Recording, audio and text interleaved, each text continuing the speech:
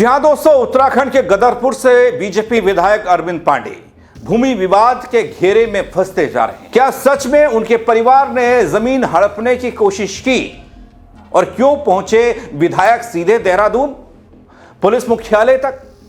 आज मैं आपको बताऊंगा डीजीपी से उनकी मुलाकात का मकसद और मायने क्या हैं। क्या उन्होंने नार्को और पॉलीग्राफ टेस्ट की मांग क्यों की? क्या यह राजनीतिक साजिश है या सच्चाई सामने आने का अब वक्त आ गया? पूरी खबर देखिएगा दोस्तों। नमस्कार, पहला मैं पंकज रौतेला, आप देख रहे हैं उत्तराखंड न्यूज। दोस्तों, जमीन कब्जाने के मामले में विवादों में घिरे बीजेपी के गदरपुर विधायक पूर्व कैबिनेट मंत्री अरविंद पांडे ने देहरादून पुलिस मुख्यालय में डीजीपी दीपक सेठ से मुलाकात की। दोस्तों, बातचीत के दौरान उन्होंने अपने परिजनों पर जमीन कब्जाने के आरोपों पर हुए मुकदमे पर नार्को टेस्ट और पॉलीग्राफ टेस्ट की मांग उठा दी। अरविंद पांडे ने डीजीपी से जो मुलाकात की उसमें इस बात का जिक्र। अरविंद पांडे ने कहा, यह मुकदमा सच है या झूठ, इस पर मैंने बातचीत नहीं की, लेकिन दोनों पक्षों का नार्को टेस्ट और पॉलीग्राफ टेस्ट करवाया जाए जिससे सच सबके सामने आ सके। उन्होंने यह भी कहा कि अगर मेरे परिवार का कोई परिजन इसमें दोषी साबित होगा तो उस पर कड़ी कार्रवाई की जाए। साथ ही कहा कि जब तक जांच पूरी नहीं होती है तो मुकदमे के हिसाब से यह भू माफिया है। भूमि विवाद में अरविंद पांडे का नाम है, परिवार है, मुकदमा दर्ज है, इस बात को हवा ना दी जाए। दोस्तों, आपको यह बता दूं कि 20 जनवरी को बाजपुर पुलिस ने फर्जी तरीके से जमीन हड़पने के आरोप में गदरपुर विधायक अरविंद पांडे के भाई देवानंद पांडे सहित 4 लोगों के खिलाफ मुकदमा दर्ज किया था। इसमें गांव बहादुरगंज के रहने वाले संजय बंसल ने कोतवाली में तहरीर दी थी। उनकी गांव मुंडिया स्तौर में जमीन है। उन्होंने आपसी रजामंदी से मजरा बख्श निवासी एक व्यक्ति को जमीन काम करने और देखभाल के लिए दी थी। दोस्तों, गौर कीजिएगा, अरविंद पांडे परिवार को मिला नोटिस हाल में सुर्खियां बना है। 21 अगस्त 2025 को प्राधिकरण की ओर से उन्हें मौके पर बुलाया गया। उक्त जमीन पर नए निर्माण करने पर उन्हें एक कारण बताओ नोटिस थमाया गया। बताया यह गया कि निर्माण अवैध है और उसे ध्वस्त करा दो। मौके पर मौजूद विधायक के भाई ने अन्य साथियों के साथ धमकी दी गई। यह कहा गया, जमीन पर दोबारा दिखाई मत देना। फोटोस्टेट कागजात को फेंक दिया गया। दोस्तों, संजय बंसल ने कहा कि उनसे कहा गया कि कागज पढ़ लो, जमीन हमारी है। उन्होंने कहा कि आरोपियों ने मिलकर फर्जी तरीके से किरायानामा बनाकर जमीन हड़पने की कोशिश की और उन्हें धमकी दी गई। इधर दोस्तों, डीजीपी दीपक सेठ से मुलाकात का उद्देश्य मकसद क्या था? अपने परिजनों पर जमीन कब्जाने के आरोपों पर क्या बोले अरविंद पांडे? मुकदमे पर नार्को टेस्ट और पॉलीग्राफ टेस्ट की बात क्यों हो रही है? वो कहते हैं कि मैं डीजीपी से मिलकर मुकदमा खत्म कराना नहीं चाहता, बल्कि इस मामले की जांच और तेज कराना चाहता हूं। मुझे भूमाफिया कहा गया, साबित करने की सोची समझी ये साजिश है। साजिश के तहत मुझे फंसाया जा रहा है। अब तक जांच पूरी नहीं हुई है।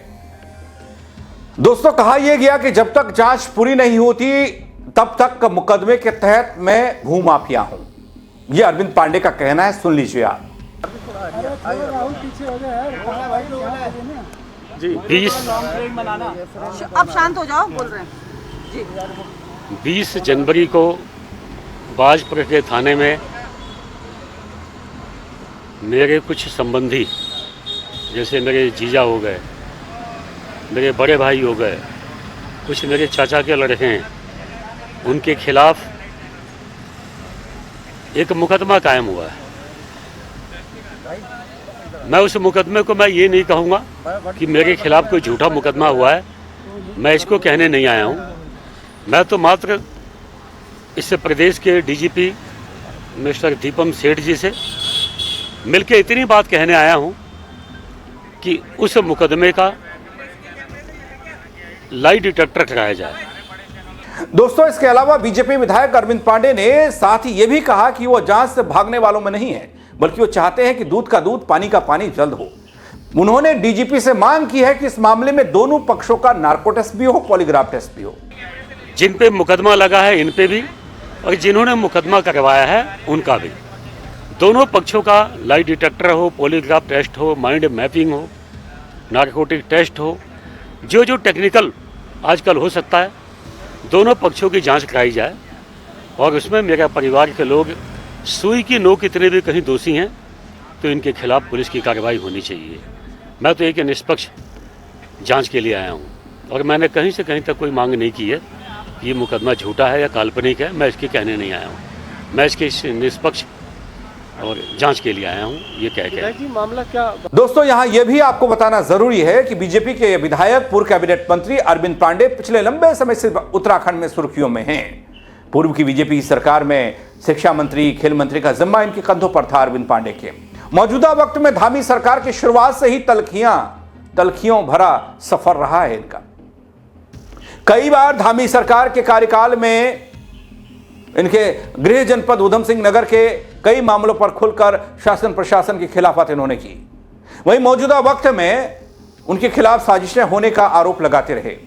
राजनीतिक गलियारे में इसे बीजेपी के अंतर्कलह से जोड़कर देखा गया और हाल में जो घटनाक्रम हुआ उसने और ज्यादा इसे बल दिया।